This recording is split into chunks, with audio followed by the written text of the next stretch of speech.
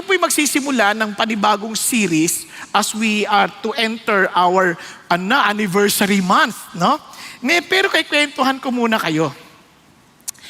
Isang araw, ito po, meron pong isang bata, pinanonood niya yung nanay niyang nagluluto, nagpiprepare ng lahat ng bagay para sa kanyang pamilya. Ngayon po yung lalaki, pag uwi nung gabi, pagod na pagod, maghahapunan na ho, no? Siyempre, kakain na, at inihanda po niya yung pong dinner at kasama po ang kanyang biscuit na sunog. Di ba? Kung kayo ho yung tatay, kunyari tayo, anong masasabi niyo pagkakain ka na? Sa totoo lang, sa marami sa atin, hindi ko naman nilalahat. Maari pagdating, eto pa ba kakainin ko? Maghapon ako nagtatrabaho, tapos sunog na biscuit. Ganyan, di ba? Di ba? Parang maano ka eh. Pero nakapagtataka, itong bata, pinanonood niya yung tatay niya. Yung tatay niya, kumupo, tapos kumain, kinamusta? Kamusta ang eskwelahan? Kamusta ka sa school? I hope you enjoyed your studies. Yung ganun ang kanyang pangamusta. Tapos nung kumakain, wala siyang narinig na anumang reklamo. Nung malapit nang matapos kumain, sabi pa nung asawa, "Sweetheart, pasensya ka na, sunog ha. Huwag mong intindihin yan." Sabi niya, "Okay lang sa akin, gustong-gusto ko rin naman minsan may sunog eh." Di ba? Tapos sabi niya, "Di, ganun na po." Nung matutulog na, lumapit yung bata. Sabi niya, "Pa, talaga bang gusto mo yung sunog na biskwit?" Tapos sabi niya, iniyakap niya anak niya, "Alam mo anak, maghapong pagod ang mama mo. Nagtatrabaho, naghahanda ng ating kakainin." Sabi niya, hindi maganda na pagod na nga siya, tapos galit ka pa sa kakainin mo dahil nagkamali siya. We are living in an imperfect world. She is imperfect. She does imperfect things. Kaya sa halip na mainis ka, i-appreciate mo yung kanyang kapaguran na ginugol para lang pakainin tayo. Grabe, no? Ang sarap, no? Parang malungkot yung iba sa inyo, ha? Parang, sana ganyan din kami. Sa totoo lang, sana ganyan din kami. Yung parang, hindi yung, lagi na lang puro mali ang nakikita.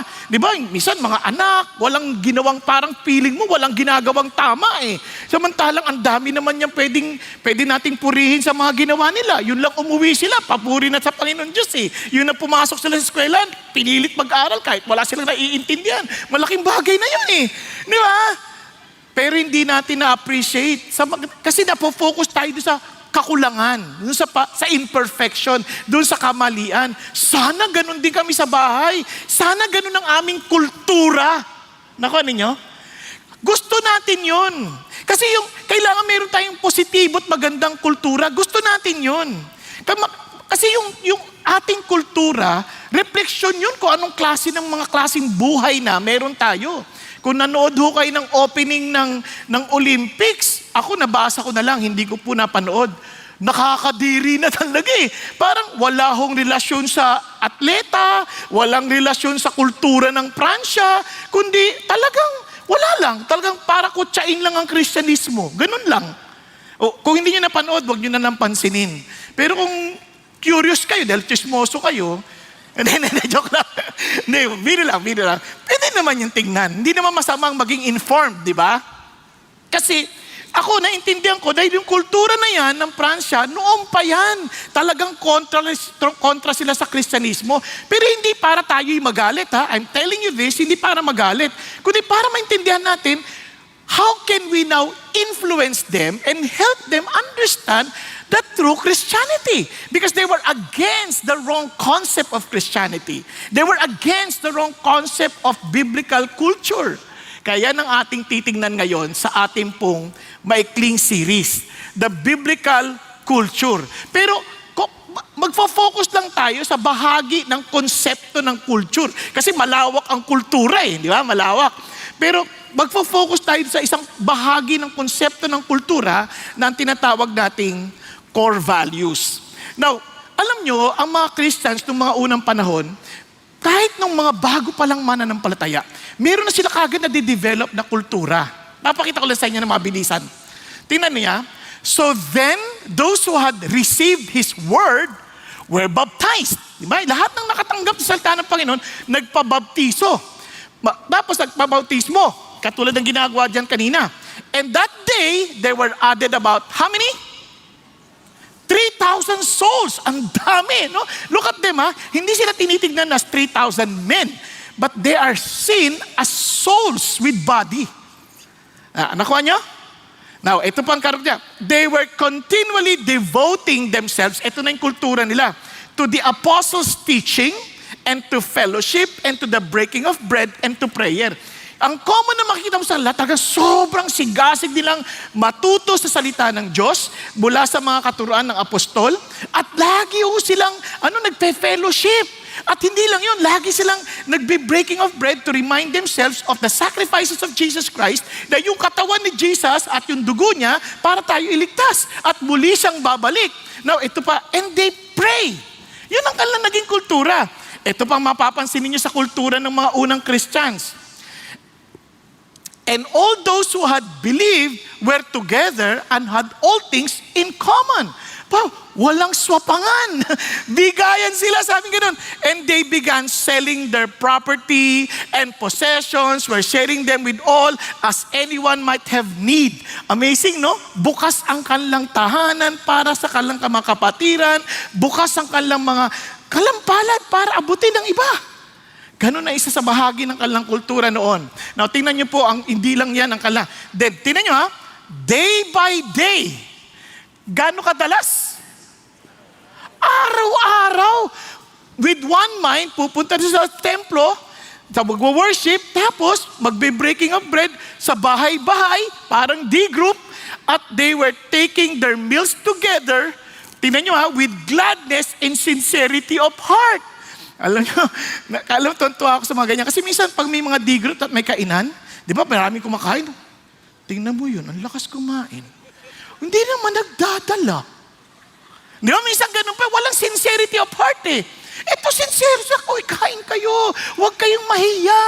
Di ba? Pero sa loob, walang iya. Diba? Hindi sincerity of heart yun kasi may galit sa loob eh. Parang ito hindi. And look at the words, they were praising God and having favor with all the people. And the Lord was adding to their number, and day by day, those who were being saved. Dahil sa kanilang kultura, lalo pong dumadami sila, lalo sila nakakaakit sa iba. Kasi sa totoo lang, gusto natin yung ganong buhay. Nakakainis ata yung buhay na parang hindi tayo totoo sa isa't isa. Ngingitian ka, kasi pagtalikod, bungiti-ngiti, bungi naman. Di ba? Parang ayaw natin ng ganyan. Gusto natin yung totoo tayo. Are you following? Ayaw natin ng mapagkunwaring tao. Gusto natin yung totoo tayo. Kaya sabi ko pag nag-uusap-usap kami, sabi ko ganun. Kasi sa bahay, wala naman kaming katulong. No? Minsan, hindi kami nakakapaglinis.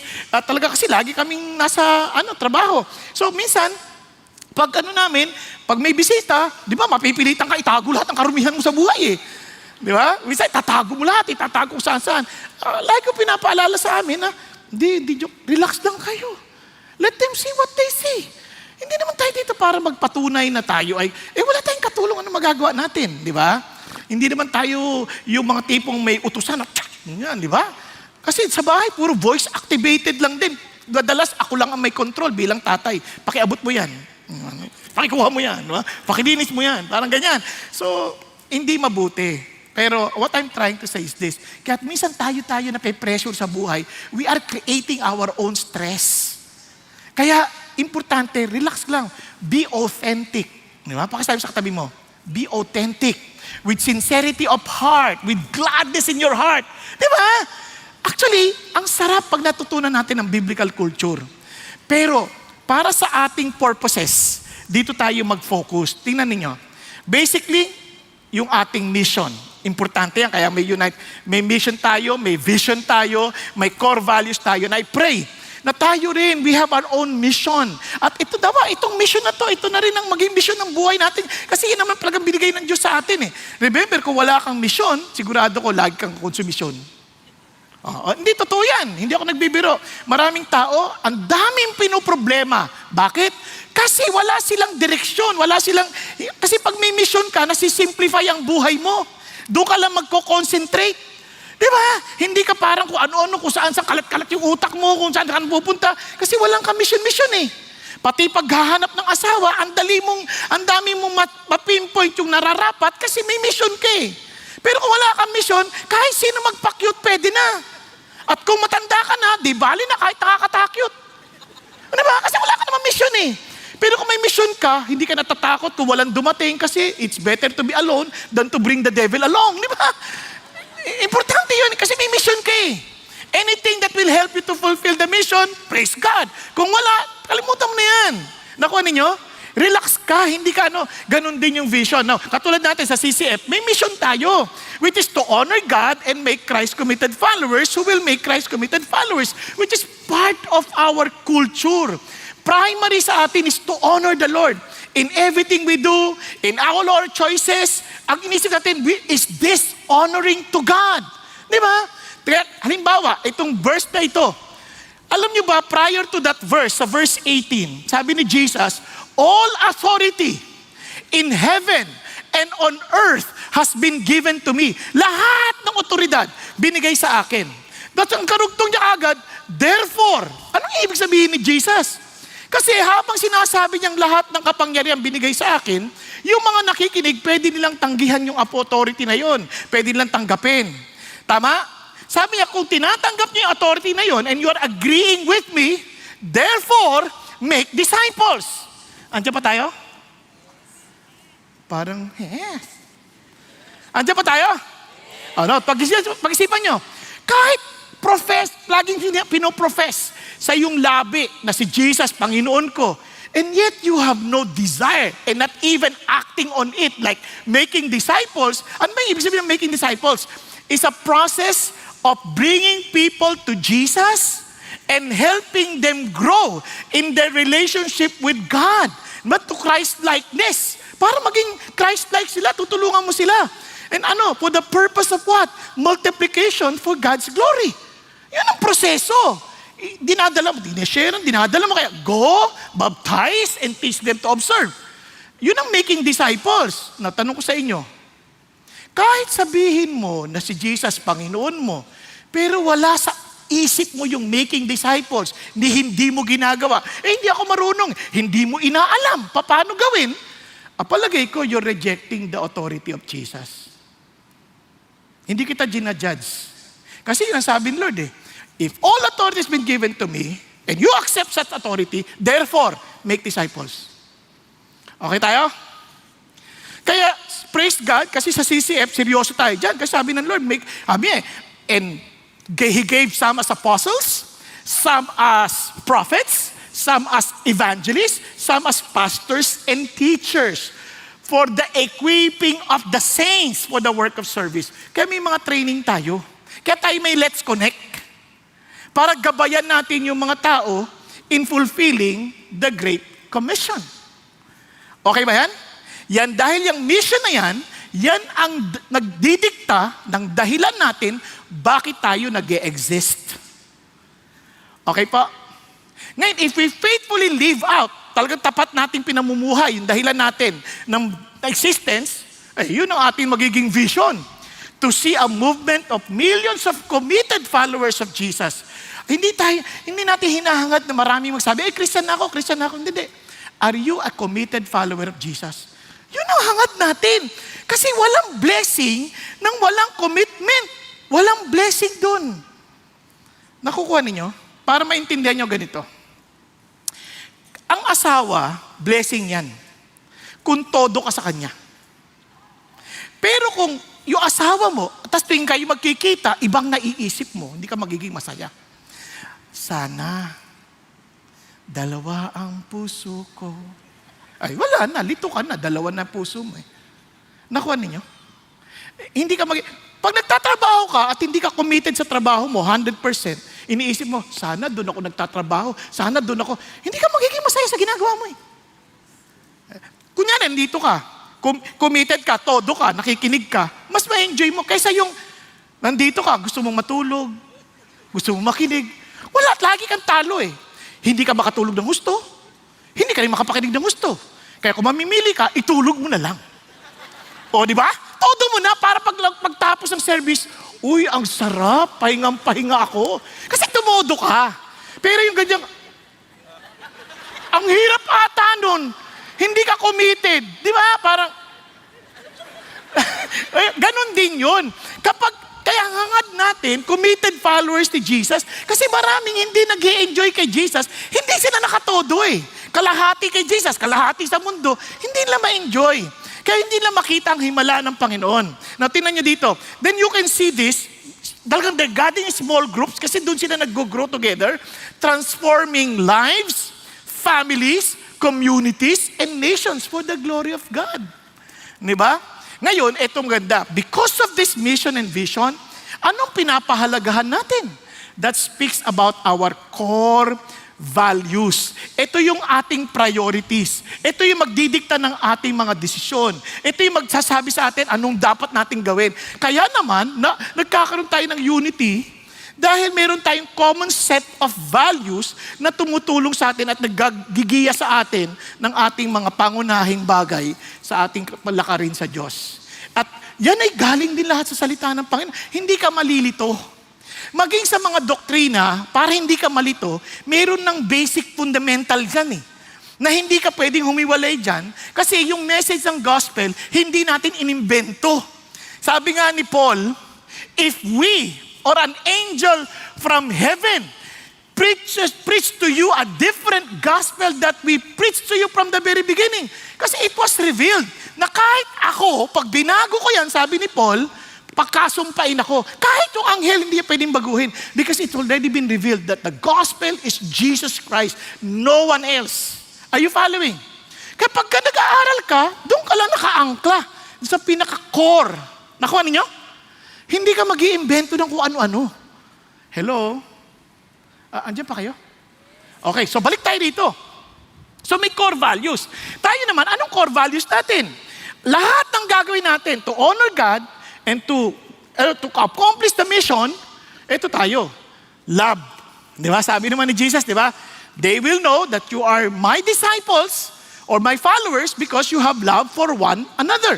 Kaya naman, yung acronym na love din ang ating core values. And I pray na ito rin maging core values natin sa bahay. Kasi Christian tayo eh. Ano yun? Love God, love others, obey God's word and authorities, volunteer your time, talent, and treasure, meaning we are delightful in serving God, and we are engaging the family. Kasi kung yung gospel hindi magiging totoo sa pamilya, ay nakos, ano pang saysay niyan, di ba? Kasi dapat totoo muna yan sa immediate natin eh. Yes, hindi ka agad nila natatanggap, pero it will affect them eventually. Okay? Now, balik tayo dito. So dito muna tayo magsimula sa love God, love others. Okay tayo? Pakisabi mo sa tabi mo, love God, love others. Now, bakit yan importante? Bakit yan core values? Bakit yan importante sa atin? Bakit importante yan sa Diyos? Now, kanina binasa natin yung kwento ng The Good Samaritan. Doon pa lang, malaintindihan nyo na kung bakit yan importante. Tingnan natin. Sabi niya, and a lawyer stood up and put him to test saying, Teacher, what shall I do to inherit eternal life? Kahit sino sa atin, kung naintindihan mo na yung buhay natin dito pansamantala lamang, napansin nyo naman, parang ang bilis ng panahon. Parang nung nagsimula ka, parang ang lakas-lakas mo, parang ilang panahon lang ngayon. Di ba? Kung naalala nyo, kung naaalala nyo yung mga sarili natin, tumatakbo tayo kung saan-saan. Tapos kung magpunas tayo ng sipon, talaga gumaganyan, makalat pang ganyan, di ba? Ngayon, lumipas ang panahon, pag ganyan-ganyan ka na, pag nagpupunas, pagdating ng ilang panahon, wala na. Kahit na tumutulo na, hindi mo na kayang punasan. Tapos di ba? Wala na. Parang ang bilis ng panahon, hindi mo namamalayan. Sa totoo lang, ang bilis ko talaga. Ako, niisip ko, sabi ko, ganyan na pala edad ko. Diba? Parang pag nag-uusap kami, pag nagre-reunion kami magka-classmate, ganyan na kami kakatatanda. Diba? Parang paubos, binig kami ng paubos. Yung dating marami kami magkakaklase, biglang paunti kami ng paunti. Yung kausap mo lang nung isang taon, wala nang tong taon na to. Napansin niyo ba ibig sabihin? Ang buhay natin, napakaikli. Kaya, ang tanong sa atin, kaya iba sa atin tatanong, pag namatay ako, saan kaya ako pupunta? Natanong niyo ba yan? And siyempre, sino pa naman ang gustong pumunta sa impyerno? Sabi na, hindi totoo yan. Sana nga na hindi totoo. Malalaman mo pa pag namatay ka. Okay ba yan? Hello? Kasabihin natin, hindi totoo. Walang nawala sa'yo kung sumunod ka kay Jesus kasi naging maayos ang buhay natin. Nakuha? Pero, paano kung totoo? Alam mo, isa sa ang matalinong tao, he prepares for the worst and expects the best. Are you following? Isang prinsipyo yan sa buhay. Kung magpe-prepare ka, i-prepare mo yung sarili mo sa pinakamatindi. Tapos, para umasa ka ng pinakamabuti. Okay po? Yan ang sikreto ng matatalinong tao. And naniniwala ko matalino ka. Sabi mo sa katabi mo, alam mo matalino ka eh. Kaya prepare for the worst and expect the best. Okay ba? Maging matalino ka. Pero yung mga simple, ayaw mag-isip, bahala na. Basta mag-enjoy na ako habang nandito. Okay lang. Kung hindi, sana lang. Hindi lang sana eternal. Pag sinabi mo eternal, what is 80 years compared to 1,000 years? 1,000 years compared to eternity. Kaya wag natin sayangin ang buhay. So this person is asking Jesus, pero ang totoong kanyang dahilan, hindi naman para talaga alamin eh. Ang kanyang dahilan is to put Jesus to the test. Kasi si Jesus seemingly, ang dami niyang mga tagasunod na mga makasalanan. Yung tipong kilala sila, notorious silang makasalanan. In fact, doon sa chapter 10, inutusan niya itong mga alagad niya to spread the gospel as gospel's messenger. Sila yun ginawa lang. Pero dito, biglang, etong nakita nung lawyer, ganun lang ba kadali yun? Yung tax collector, biglang maki-Jesus na, tapos nagtuturo na ng kaligtasan. Ganun lang ba kasimple yan? Itong dating mga pusakal, mga makasalanan, talagang kilalang mga walang kaalaman sa Biblia. Ngayon, eto na siya. Kaya yung word na lawyer dito, hindi ito abogado, nakapareho sa atin. Ang lawyer dito is considered to be the Bible scholars at that time. Kasi ang kanilang law is the Old Testament law, the Mosaic law. So, expert sila dyan. So, alam nila na hindi pwedeng hindi mo sinusunod lahat to. Kaya ang ginawa niya, para saan?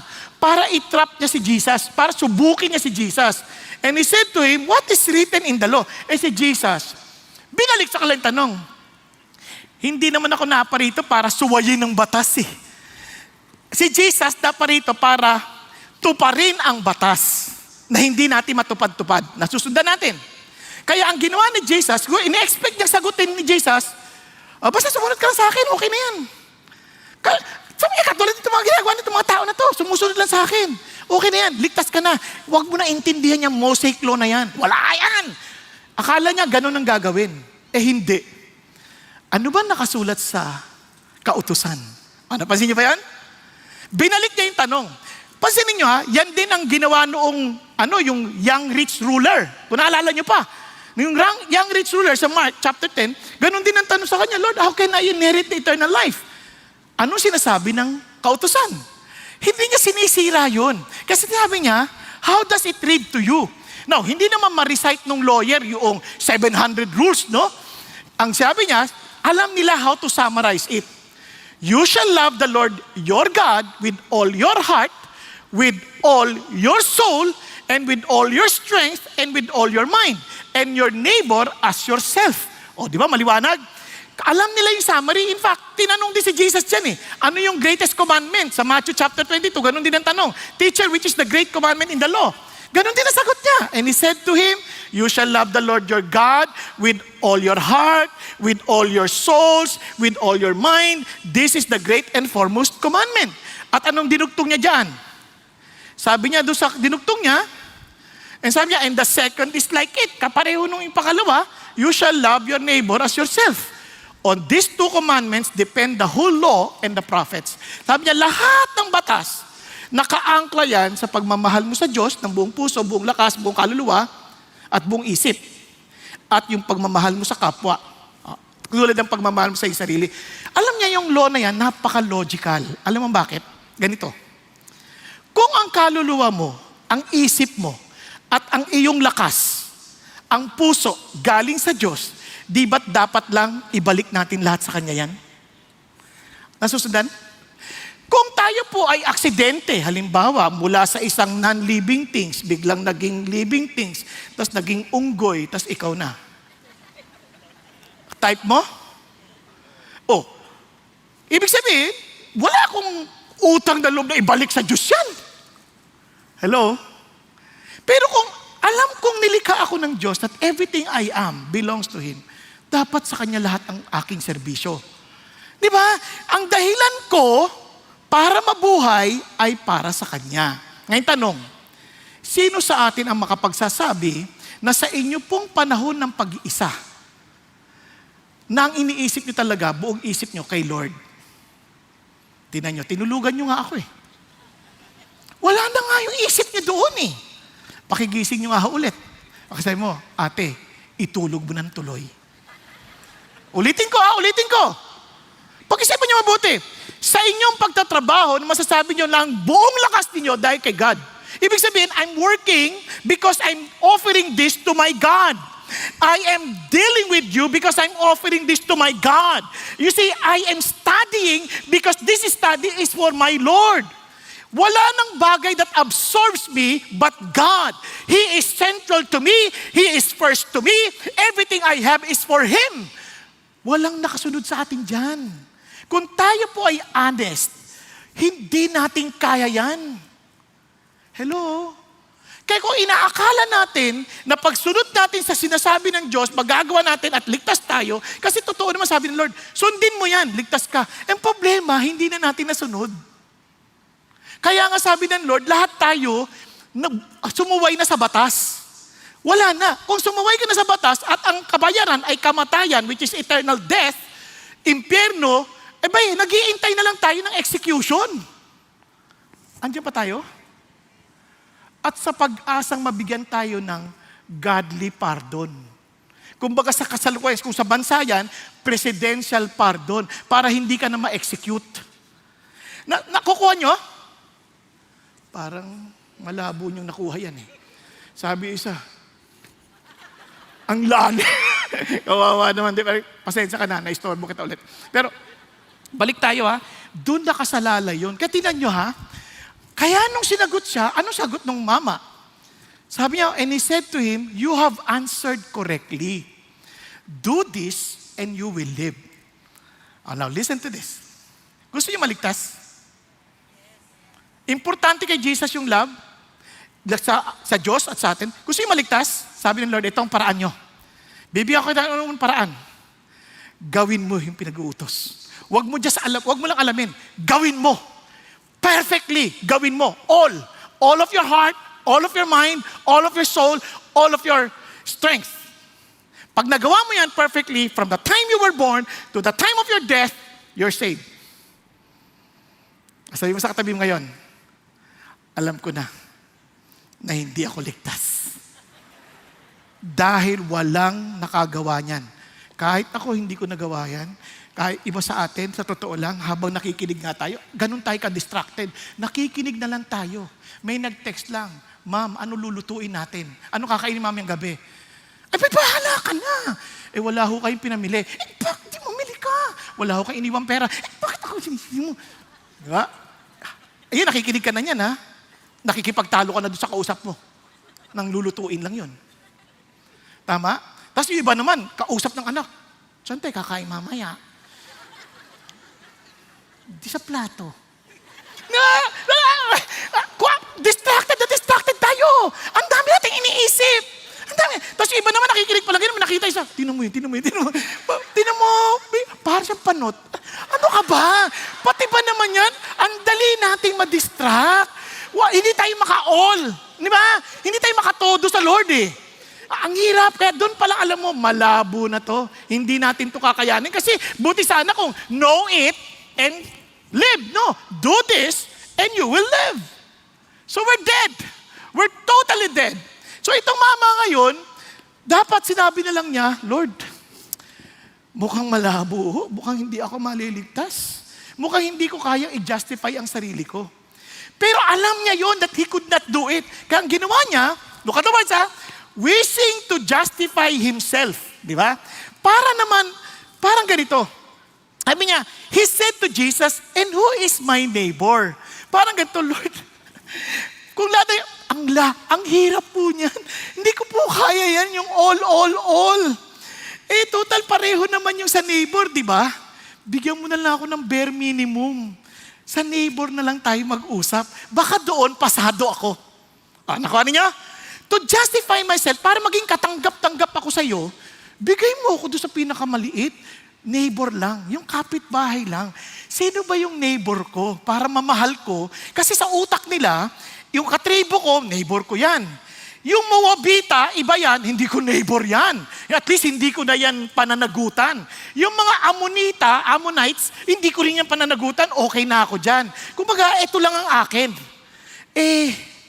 Tama kaya ako? Sinong neighbor ko? Nakuha niyo? Parang pinapakita niya, ito na yung pinaka-bare minimum. Si Jesus naman, nakakatuwa si Jesus Kwento niya ngayon yung Good Samaritan. Common na sa atin yan, tama? Now, papakita ko sa inyo na hindi natin masyado naintindihan ito ha. Bakit kamo? Kasi, ang sinasabi ni Jesus, ganito yan, itong ikikwento ko sa'yo, hindi mo yan kakayanin nang hindi mo muna naintindihan na na-justify ka. Somebody has justified you before God. Yung word na justify, para maintindihan nating lahat, para maging tama yung relasyon ninyo. Nakuha nyo? Kasi sa word, yung word document, yung word na justify, yung pantay yung gilid hindi nyo nakuha, no? Mukhang hindi kayo nagko-computer. Di ba? O typewriter pa, alam nyo, yung pag-justified, pareho pantay dapat yung magkabilang gilid. Justified yun. Kaya pantay, ibig sabihin, tanggap. Pero sa totoo lang, yung word na justify dito, yung maging tanggap, para mas maintindihan natin ganito. Halimbawa, kasi nung bata ako, meron kaming sari-sari store. Di ba? At ang tawag ngayon yan, modern terminology, convenience store. Pero ang totoo niyan, sari-sari store lang din yun, nung panahon namin. Ngayon, may mga kapitbahay kami na hindi makabili sa amin. Bakit? May utang Diba? Kasi may utang na sila, nahihiya silang bumili. Kaya gagawin nila, pupunta sila sa ibang tindahan. Para doon sila mamimili. Pero sa amin nangungutang. Nung hindi sila makabayad, hindi sila makapamili. Meaning, yung kapitbahay namin hindi justified sa amin. Not in right relationship dahil may utang siya. Para siya maayos, may magbabayad ng utang niya o magbabayad siya ng utang niya. Ngayon, pag malaki na yung utang at talagang hindi niya na kayang bayaran, hindi na siya makakapamili sa amin for the rest of his or her life. Are you following? Ganon din tayo sa Diyos. Ang laki ng utang natin. So, paano ko ngayon maaayos sa Diyos? Kaya Lord, pwede po ba? Ano yung bare minimum? Sino yung kapitbahay ko? Kasi kung yung second law, likewise, the second is this. Ibig sabihin, pantayan, halos pantay. So, kung pantayan, di ibig sabihin, pag nagawa ko to, pasado na ako. Nakuha? Kaya sino po yung kapitbahay ko? So, balik tayo ngayon. Kwento ngayon ni Jesus. Alam niyo na yung istorya nito, no? Di ba, hindi ko naman Kasi sabi niya, Jesus replied, a man was going down. May pababang mama mula sa Jerusalem patungong Jericho. Ay, nako. Nahulog sa kamay ng mga magnanakaw. Hinubaran siya, binugbog, iniwan na halos patay na. Na-imagine nyo na yung sitwasyon. Okay? Ngayon, yung lugar na yon, delikado talaga yung lugar na yon. Kaya hindi ka maglalakbay doon sa alanganing oras. So, kumbaga, kung sa lugar natin, ito yung nakakatakot na lugar. Hindi ka pwedeng hindi nag-iingat dito. Sa hindi inaasahang pagkakataon, yung saserdote or priest, siyempre yung priest, alam yan na alam yung batas at sumusunod sa batas. Tama? Pababa din doon sa road. At nung makita siya, anong ginawa? Nilagpasan. Doon siya sa kabilang gilid. Kumbaga, patay, no? May patay. Kung ikaw nakita mo, parang hindi pa naman patay. Parang kaka-hold up lang dito Parang kakagulpi lang. Nandiyan pa yan. Teka, umiwas. Doon siya dumaan sa gilid. Nagmamadali. Maraming espekulasyon. Maraming sabihin nila, ayaw marumihan, o kaya naman nagmamadali rin sa pamilya, baka may emergency rin. Hindi natin alam. Basta maraming espekulasyon. Basta isang alam lang natin, iniwasan. Tama? O ito naman, yung Levita, ganun din. Yung Levita, ito yung mga naglilingkod sa templo, they know the law. Ganun din ang ginawa. Umiwas din. Marahil kapag nakikinig kayo, ano masasabi nyo? Sama naman tao niyan. Alam nyo, sa totoo lang, pareho lang natin sila. Ito, lagay natin sa modernong kalalagayan. Halimbawa lang, yung anak mo nagdadrive. Tapos, biglang may nakitang mama na parang nasagasaan, hinit and run, o kaya naman ninakawan o kung ano man, kita mo talaga, duguan, pero buhay pa. Malayo pa lang naaninihagan ng ilaw. Tawag siya, trrr. Pa, may nakita po akong mama sa daan eh. Parang, nag-aagaw buhay. Pahintuan ko ba? Naku anak, dumiretso ka na, umalis ka na. Kung pwede, mag-report ka na lang sa police, tumawag ka na lang sa 161 kung meron. O sa, wala naman tayo 911 eh, sa Amerika lang yon. So, tumawag ka na lang kung sa emergency, di ba? O kaya pumunta ka sa pinakamalapit na estasyon ng police. Delikado yan, baka ma-hold up ka. Opo pa, mag-ingat ka, ha? Dalihan mo na. Ayan. Nakuha ninyo? Ganun naman talaga tayo eh. Hello? Paano kaya kung ibahin natin ng kwento? Mamaya ako ibahin yung kwento ha. Mamaya ha, hintayin nyo ha. Huwag kayo matutulog. Kasi para maintindihan nyo yung kabilang kwento, paalala nyo sa akin pag nakalimutan ko ha. Okay. So, ito na yung nangyari. Kasi ayoko niyan, baka ako masisi, ako malagay sa panganib, ako magastos yan, nagmamadali rin ako. Tsaka, mas importante yung mission ko. May trabaho pa ako, baka matanggal pa ako sa trabaho ko. Nakuha? Now, ito na po. But, sa lahat na ito, si Lord Jesus nakakatawa magkwento. But a Samaritan, alam niyo ang Samaritan talaga yan eh. Ano ibig sabihin? Kaaway ng mga Hudyo yan. When we term Jew, normally they're the Judah, from the tribe of Judah. Remember na hati sila? At yung Samaritan, ito yung mga Israelites, na ang kanilang capital is Samaria. Nakuha niyo? Doon pa lang magkaaway na sila. Bukod pa sa katunayang, sinakop sila ng Assyria at ang unang sinakop ng Assyria, yung kapital. Yung kapital, ang ginawa ng mga Asyriano, nakipag-mingle pa at nakipag-asawa sa mga Israelites. May halo pa yan. Hindi nila sila purebred, mayroon na sila, hybrid na sila. Nakuha ninyo? Sa tawag sa atin yan, kung sa aso yan, askal. May halo-halo na. Tama? Kasi pag pure yan, sabi mo, uy, anong lahi niyan? German Shepherd, Doberman. Pero pag may halo na, halimbawa, yung poodle, ni-rape ng Shih Tzu, ay pusit. Pangit, no? Parang hindi maganda. Kaya, pangit na aso yan. Parang ganon. Hindi mo matataypan. Nakuha nyo? Yan. So, ganito yung Samaritan. So, pero pabalik siya, nakita niya yung mama. Tingnan niyo naman ang ginawa niya. Sorry. Anong ginawa niya? Itong nakakatuwa sa ginawa niya. Came to him, bandaged up his wounds, pouring oil and wine on them, and he put down his own donkey and brought him to an inn and took care of him. Ang una niyang ginawa, he felt compassion on him. Naalala ninyo? Then, anong ginawa niya? Came to him, nilapitan. Teka, hindi mo ba naintindihan? Mapanganib yung ginagawa mo. Hindi niya inintindi yun. Ang inintindi niya, ang kanyang isip, hindi yung panganib, kundi yung tao. Hello? Nandiyan pa kayo? Iniwan. Ano pa, binandage pa? Di oras na naman yan. Dinumihan niya yung sarili niya. Tapos, kaaway niya to ha. Kaaway niya to. Hindi to yung nagmamahal sa kanila. Ito pang ginawa. Pagkatapos si bandage, binuhat pa. Binuhat, nilagay pa sa kanyang asno. Hindi naman sila pwedeng sabay ng sumakay sa asno. Ano ibig sabihin yan? Siya pa ngayon na maglalakad. Kumbaga, sinakay mo na sa kotse mo at ikaw pa yung maglalakad para lang maisakay mo siya comfortably. Tapos inalagaan mo pa siya. Tapos nagpunta ka pa sa hotel. Anong lagay mo sa hotel? Nagbayad pa siya ng 2 denaryo at binigay sa kanyang innkeeper. Now, naalala niyo kung magkano ang isang taong sweldo? 300 na denaryo. So yung isang denaryo, parang isang araw na kita mo. Hello? At ang bayad sa isang rental ng inn, 1 denaryo para sa isang buwan.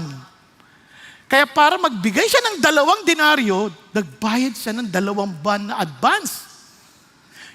Para lang makarecovery, maalagaan. At ang sabi niya pa, ang bilin niya pa, pag-isipan niya, ang bilin niya pa, alagaan mo siya, at kung meron ka pang ibang gagastusin, pagbalik ko, babayaran kita.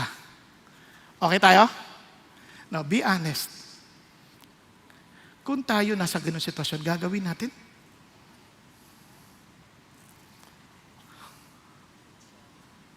Hello? Hindi, sa totoo lang. Yun lang sa bahay eh. 3 lang yung ulam eh. 4 pa kayong kakain eh. Uubusin niyo yung pag nauna kayo eh.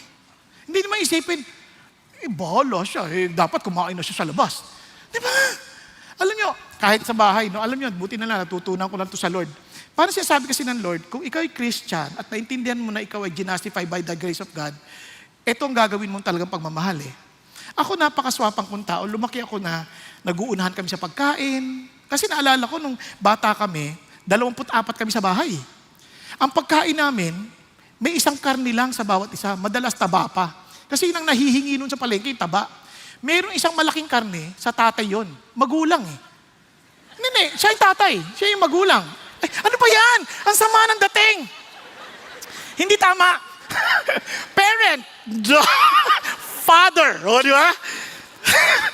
Mabait ang tatay ko Kaya lang, kasi siya yung nagtatrabaho, siya yung dapat may malaking parte. Kaya kami nag-uunahan kami, nakahiwa-hiwalay na yan, hindi yung kakain ng sabay-sabay, tapos kukuha, walang ganon. Nakahiwalay na yan, kaya bubuksan mo yan, hanapin mo yung pinakamalaki, para kung makuha mo. Ganon lang, swapangan talaga. At yung iba, pagka nakitang, mayroong extra sa kabila, kukunin. Ililipat pa. Yun, tayo-tayo na lang yun. Ito pa kaya? Sa totoo, hindi madali ito.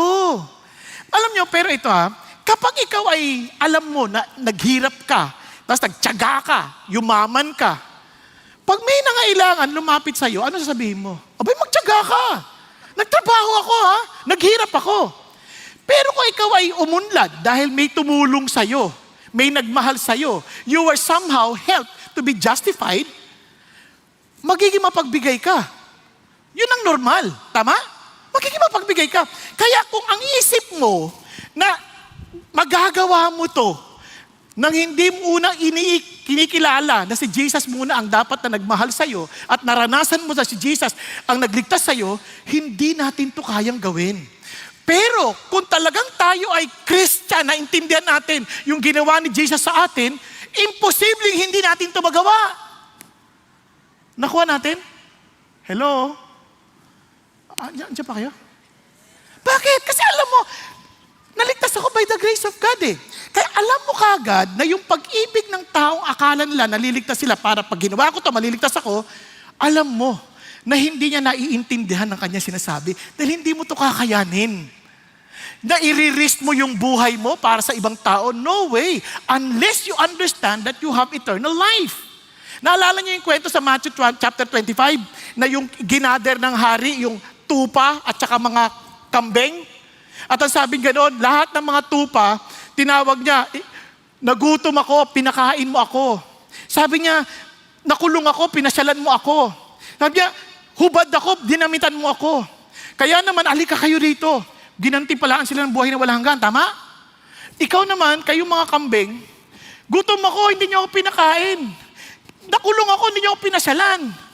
Hubad ako, hindi niyo... Panginoon, kailan yan nangyari? Yung gawin mo yan sa pinakamaliit na tao, sabi niya, ginawa mo yan sa akin. No, baka sabihin na, ay, ganun pala maligtas, gagawin ko to. Hindi muna. Ang unang tinignan, yung nature. Ikaw ang tupa, ikaw ang kambing. Kasi kung kambing ka, kahit sabi mong Christian ka, kambing ka talaga. Nakukuha ninyo? There must first be a change of nature. We must first understand that Jesus Christ died for our sins, saved us, and we were justified because of Jesus. Not because of ourselves. Lahat tayo, kapareho lang tayo ng mamang sugatan, duguan, patay na, wala nang pag-asa. And Jesus Christ came to save us. Pag naranasan natin yan, maintindihan natin ang tunay na pag-ibig ng Diyos. Are you following? And obviously, yun ang ating gagawin. Kaya nakakalungkot sa maraming Christian, hindi sila ganoon. Now, tingnan natin to. Balik tayo dito. So, alagaan ninyo. At sabi niya, ang tanong niya kagad, sino sa kanilang tatlo ang naging kapitbahay? Ang sagot kanina, sino yung kapitbahay? Sino yung kapitbahay sa kanilang tatlo? Baliktad, no? Sabi niya, doon sa tatlo na tumulong doon sa biktima. At ito sabi niya, the one who showed mercy toward him. Look at the words. Hindi niya sinabi, yung Samaritano po. Kasi galit nga sila ron. Yung nagpakita ho ng awa. Hindi niya binabanggit yung pangalan. Parang kumbaga kung galit ka sa isang tao, na siya yung gumawa, siya yung bida, hindi mo mabanggit yung pangalan. Si Jose po. Hindi, yung pong tumulong. Ganun lang eh. Nakuha, sobrang, ganun siya kasar. Sabi ng Lord, go and do the same. Sabi niya, kung talaga naintindihan mo yung justification mo galing sa Diyos, magagawa mo to. Pero kung inaasahan mo na ikaw gagawa nito, imposible to.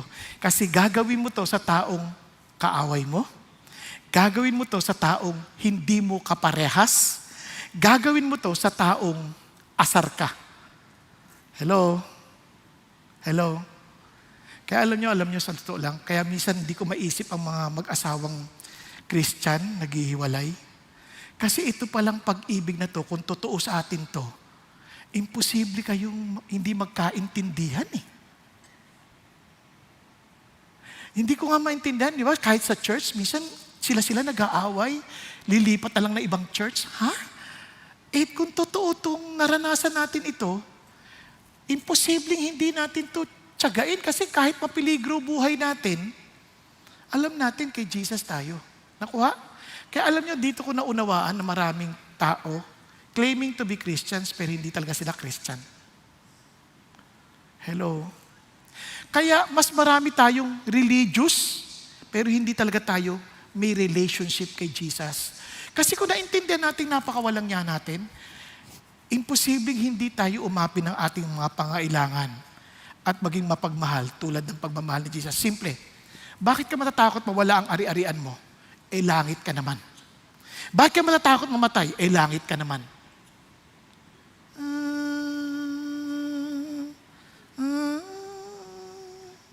Pag-isipan niyo. Bakit matatakot kang ikaw ang magutom? Alam mo namang may Diyos kang nagpo-provide para sa'yo.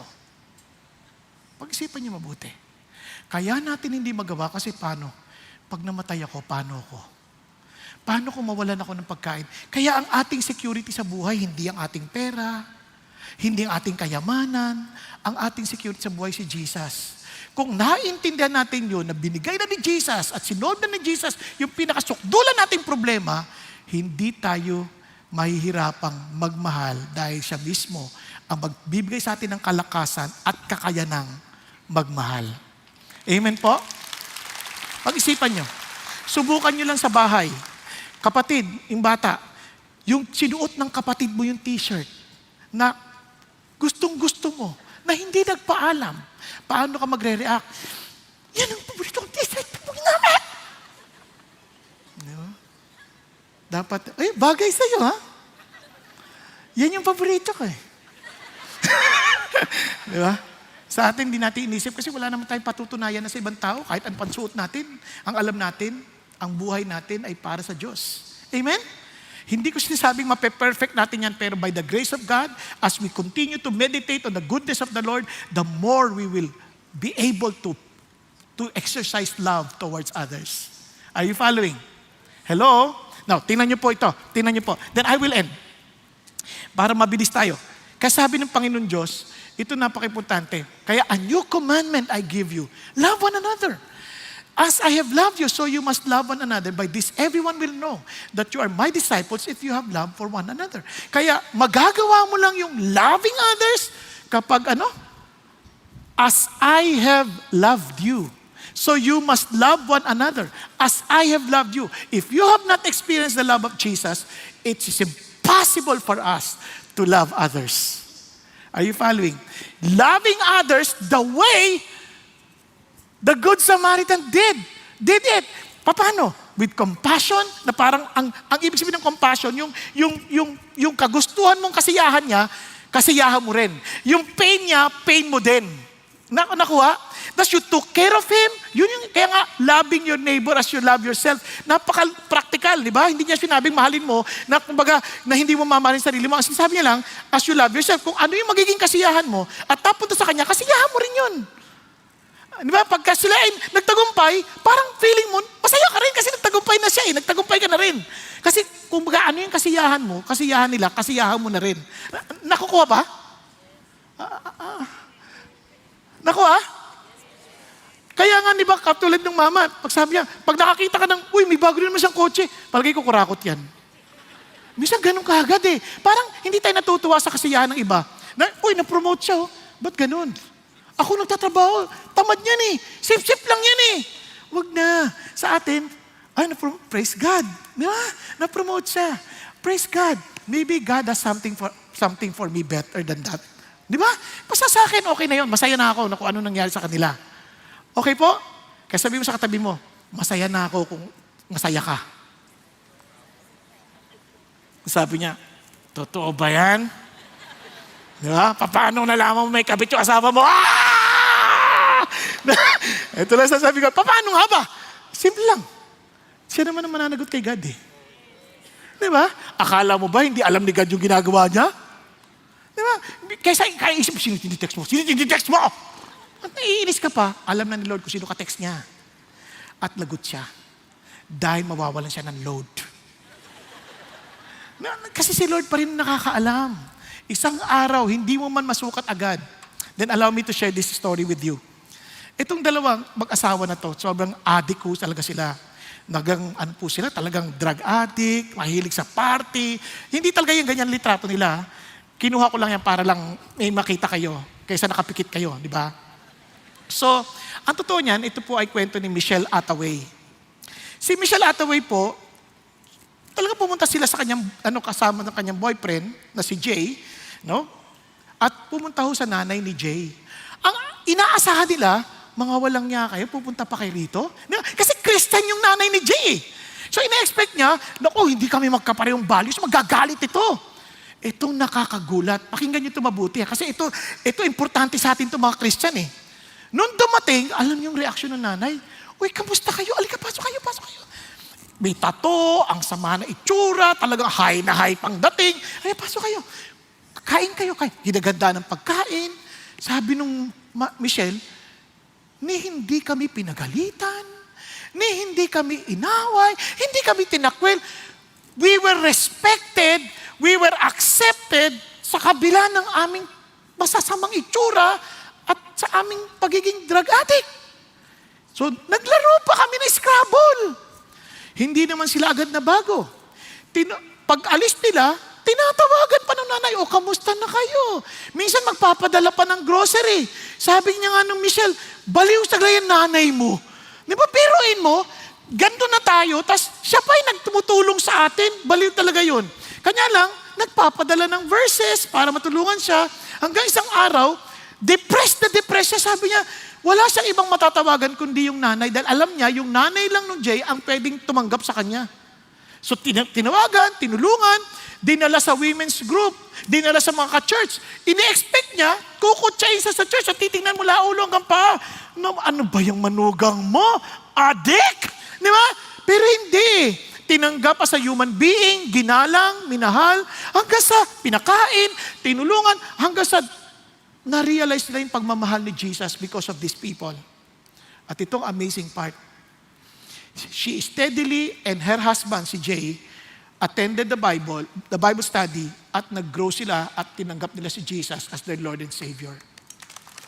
Anong sikreto? Dahil lang sa pagmamahal ng magulang. Minsan mga Christians, minsan mapagpula tayo sa ibang tao eh. As if kala natin ligtas tayo dahil mabait tayo. Minsan titingnan natin pag nakapilang ganyan, may sumisingit, ulanon ba't isa sa mga ugali ng Pilipino, mahilig maningit, di ba? Pag singit, tingnan mo naman yan.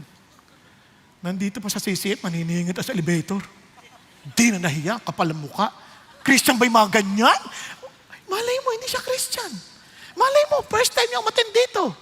Malay mo, ihina. Kaya pumasok sa elevator, akala niya CR yun. Hindi na siya nakapaghintay sa pila. Maraming bagay na pwedeng mangyari. Pero for us, it is our great joy. Sige na, nauna ka na. Enjoy. And it's my joy to see you. Na parang pinagsisilbihan kita rito.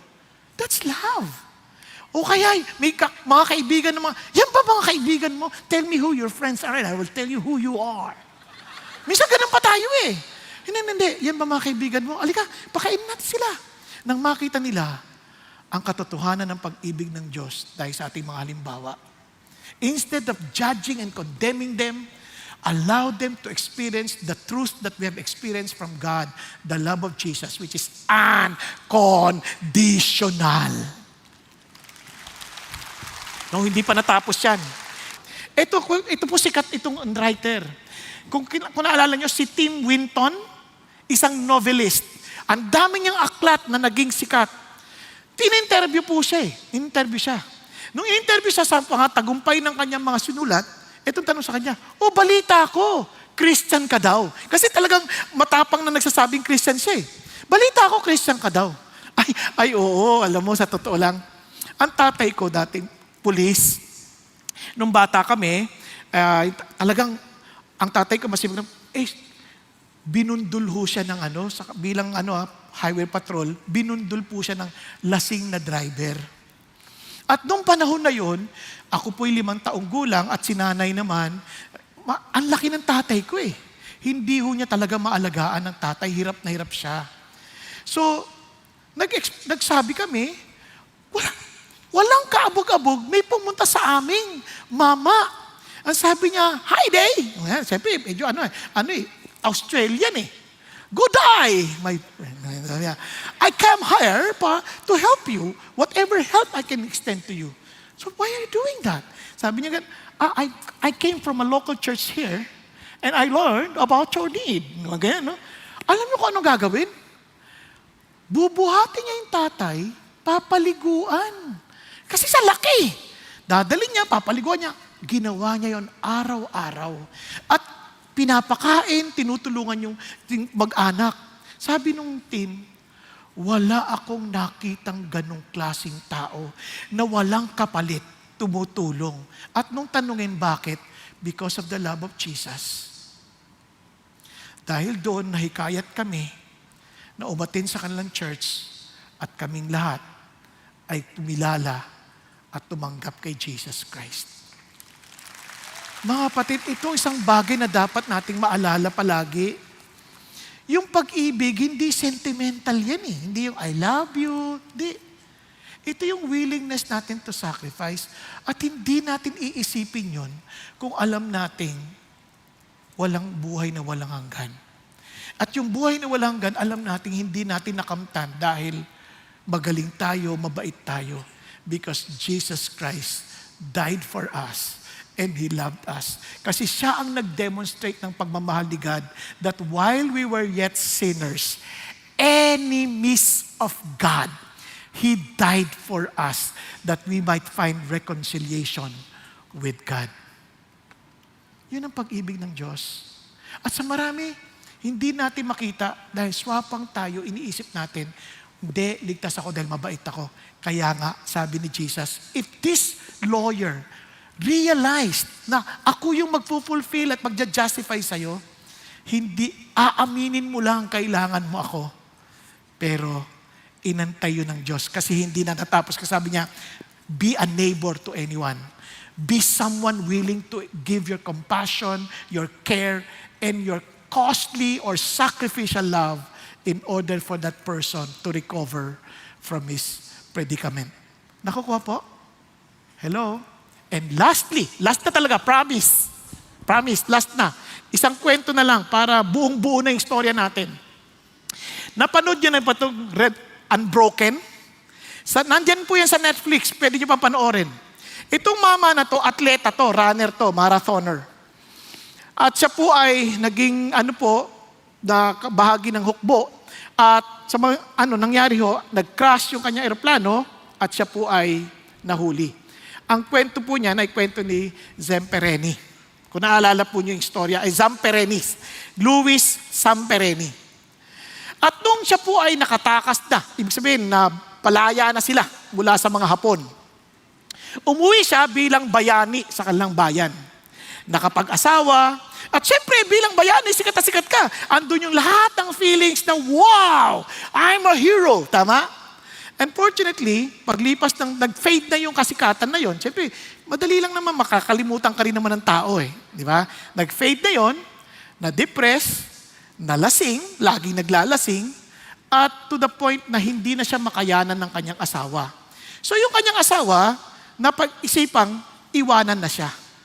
Kanya lamang, bago siya iwan, may nag-imbita sa asawa na mag-attend ng krusada ni Billy Graham.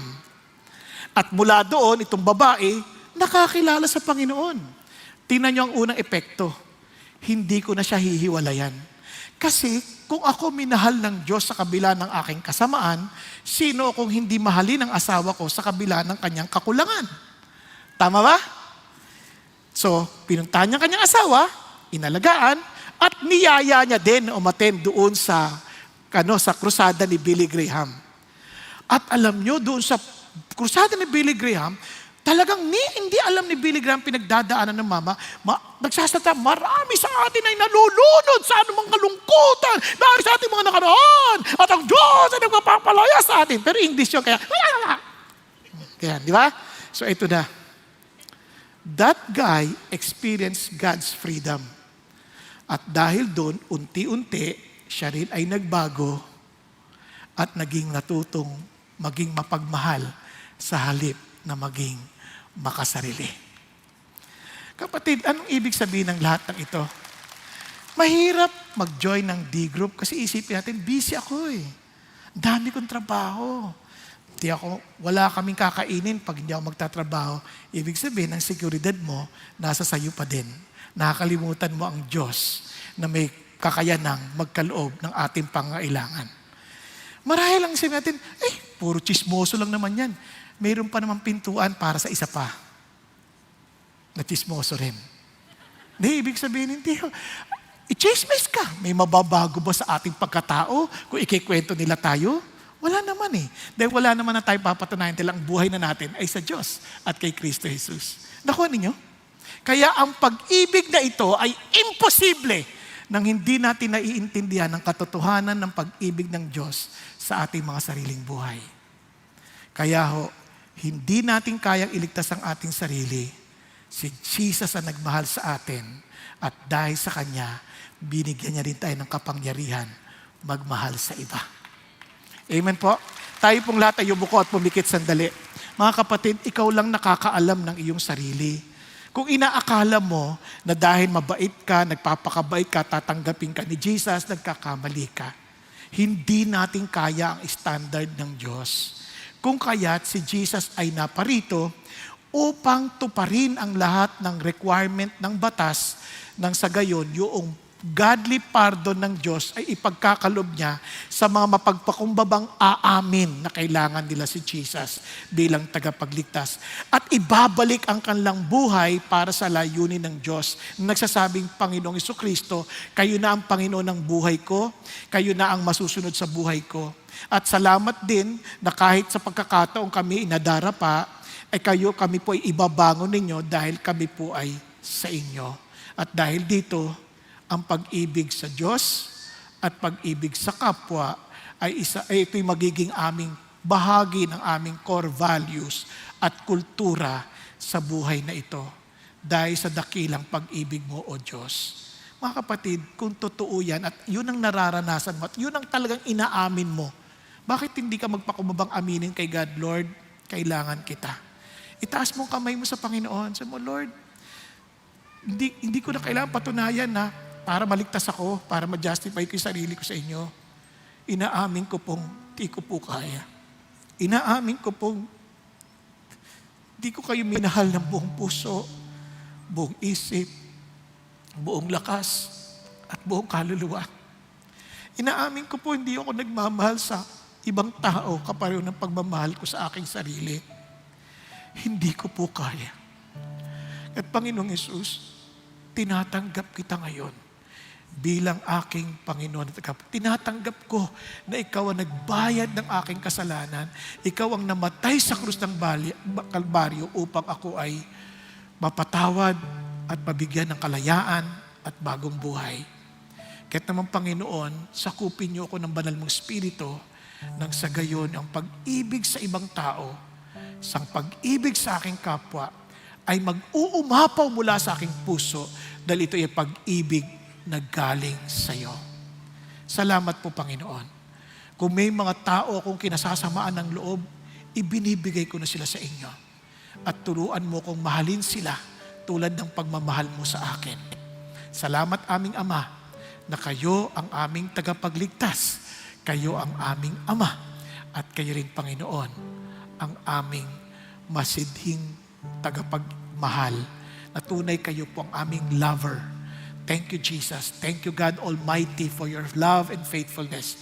Thank you for giving your Son, Jesus Christ. And thank you for giving us the Holy Spirit to empower us and to live out the Christian life. Salamat po aming Panginoon. I pray for to bless your people and allow us, Father God, to always meditate on your love, that we may always love others the way you loved us. Thank you, God. In Jesus' name we pray. Hallelujah. Amen.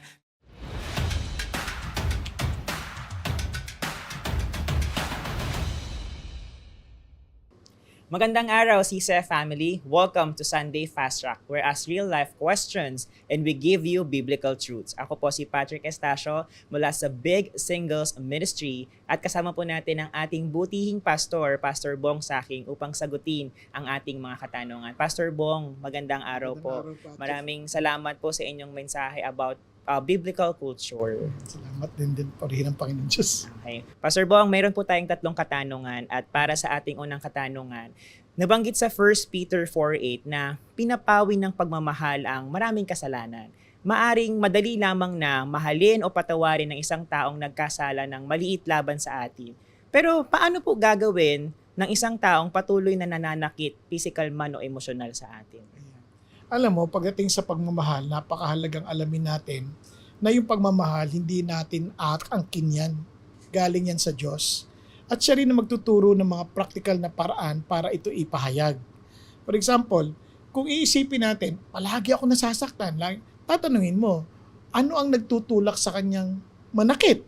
Ano ang nagtutulak sa kanyang magsalita ng mga bagay na talagang emotionally nakaka-apekto sa'yo? Minsan kasi, hindi natin napapansin na tayo mismo ang nag-uudyok sa mga ibang tao para gawin nila yon. Di ba? Kaya pagpipray natin sa Panginoong Diyos. Kasi, ang sabi ng Lord, mahalin mo siya eh. Hindi mo naman hinahangad na siya yung magmahal sa iyo eh. So, God will teach you how to express that love. No? Kaya kung tatanungin mo, paano gagawin ko? Lord, idali mo sa Diyos. Lord, tulungan mo ako rito, give me wisdom, and allow me to see also kung ano yung dapat kong ituwid sa aking sarili para hindi ito'y maging hadlang sa pagmamahal ko para sa aking kapwa. Maraming salamat, Pastor Bong. Para naman po sa ating ikalawang katanungan, nais po naming matutunan paano tunay na mahalin ang Diyos. Hindi lang sa paraan na may biyaya tayong natatanggap o pinagkakaloob niya para sa atin. Ano po ang mga practical na paraan upang mapalago ko ang ating pag-ibig para sa Diyos? Ayan. Alam mo, napakaganda sinabi ng Lord, no? Sabi ng Panginoon, this book of the law shall not depart out of your mouth, but you shall meditate on it day and night, that you will be careful to do everything written in it. Then you will prosper and you will have good success. Now, ano ibig sabihin ng Diyos doon? If Jesus is the very Word of God, always meditate on His love for you. Instead of meditating how you love God, you meditate on how He loves you. Kasi, we love because He first loved us. So, every day of our lives, lagi natin may meditate yon. In our failures, meditate on His love. Now, ang susunod, sabi ng Panginoon, if you love me, you will keep my commandments. Diba? He who keeps my commandments, he it is who loves me, sabi ni Jesus. So, understand what He wants you to do and obey Him. And by His grace, gawin mo, by the power of the Holy Spirit, magagawa mo yon. Kaya, depend on Him totally. Kaya importante yun kasi paano mo mamahalin? Iisip ka pa, hindi naman kasi sentimental yun eh. Meditate on His Word. Understand Him. Know Him. Then meditate on His love for you. Then meditate what He wants you to do. Then obey Him by the grace and power of the Holy Spirit. Amen, Pastor Bong. So after reading carefully the God's Word, we have to obey it. Right? Yes, No, ganun na yung gagawin natin. Maraming salamat, Pastor Bong. Sa ikahuli nating katanungan, Pastor Bong, marami pong nasalanta ngayon ng bagyong Karina at marami naman po tayong gustong tumulong sa kapwa. Ngunit wala silang kapasidad o minsan sila din yung nasalanta. Pagkukulang po ba ng pagmamahal yun sa kapwa? Ano po bang paraan upang paano tayo makakapagpakita ng pagmamahal ng higit sa ating kakayanan. Ayan. Alam mo, sa totoo lang, ang Diyos will not require you to do something beyond your capacity. Halimbawa, nabaha ka din. Bakit iniisip mo pa iba? Yung lang tulungan mo yung nanay mo, tulungan mo yung anak mo, tulungan mo yung asawa mo para malinis na yung bahay. Magtulungan kayo na may pagmamahal at kasiyahan sa iyong puso. Hindi yung nagkaaway-away kayo habang naglilinis. Yun na yung kapahayagan na ng pagmamahal. Ngayon, kung mabigyan kayo ng pagkakataon, kapitbahay nyo, tulungan nyo. Di ba? O kung mabigyan ka pa ng pagkakataon, sa ministry, yung ka-D-group ninyo, magtulungan tayo. Ibig sabihin, kung may pagkakataon, bakit hindi? Diba? Pero kung hindi ka mabigyan ng pagkakataon, yun lang katabi mo kapitbahay mo na yan Yung kamembro mo ng pamilya, kasama mo sa bahay, yung lang di kayo mag-away-away, malaking bagay na yun. At kapahayagang masayang pagtutulungan dahil sa pag-ibig ng Diyos. Alright, maraming salamat Pastor Bong sa pagsagot ng aming mga katanungan. At bago po tayo magtapos, kami po ay nagagalak na imbitahan kayo para ipagdiwang ang unlimited faithfulness ng Panginoon sa ating paggunita sa 40th anniversary ng CCF this coming August 24 and 25. Isama niyo rin po ang inyong pamilya at kaibigan, especially yung mga nais nyong maka-encounter kay Jesus. And that's it for Sunday Fast Track. God bless everyone.